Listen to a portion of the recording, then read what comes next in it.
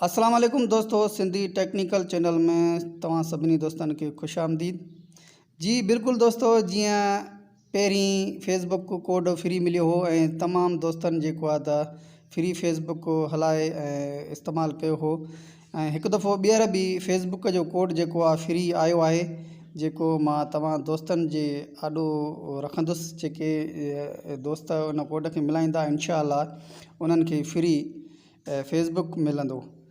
ॿ कोड आहिनि, हिकु न त ॿियो ज़रूरु लॻंदो। इन खां पहिरीं तव्हां दोस्तनि खे गुज़ारिश आहे त असांजे सिंधी टेक्निकल चैनल खे सब्सक्राइब कंदा ऐं चैनल खे वीडियो खे लाइक ज़रूरु कंदा। त देरि नथा कयूं, तव्हां दोस्तनि खे ॿुधायूं था त कहिड़ा कहिड़ा कोड आहिनि। इन खां पहिरीं तव्हांखे इहो ॿुधाईंदासीं, हीउ कोड जेको आहे त फेसबुक लाइट ते हलंदो, जेको नंढो फेसबुक हूंदो आहे उन ते *583 हैश हणी करे तव्हां ओके कंदा। जी ओके कंदा, ॾिसो आपकी दरख्वास्त पर अमल किया जा रहा है, ऑफ़र मिलते ही तस्दीक की मैसेज मिल जाएगा।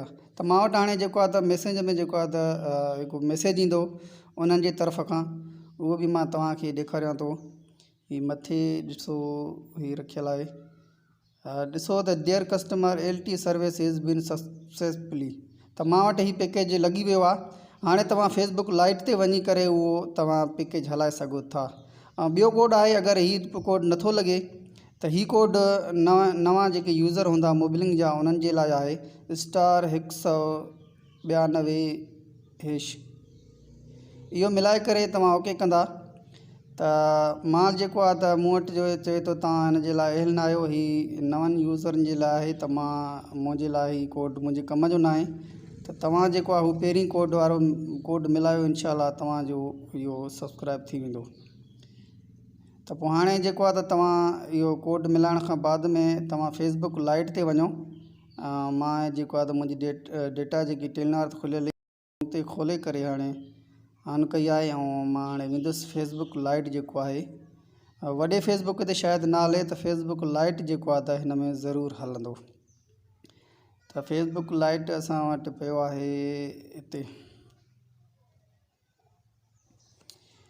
तव्हां जीअं ई फेसबुक ओपन कंदा त मूं वटि अॻ में पहिरीं पैकेज न आहे, त मां वटि जेको आहे फ्री फेसबुक जो फ्री मूड में रखियलु आहे। मां हिन खे जेको आहे त डेटा ते कंदुसि। जीअं ई डेटा ते करण खां बाद में ई ॾिसो त फेसबुक असांजो हली वियो आहे। हाणे वीडियो में मां कुझु हिकु ॿ वीडियो हलाए ॾेखारियां तव्हांखे।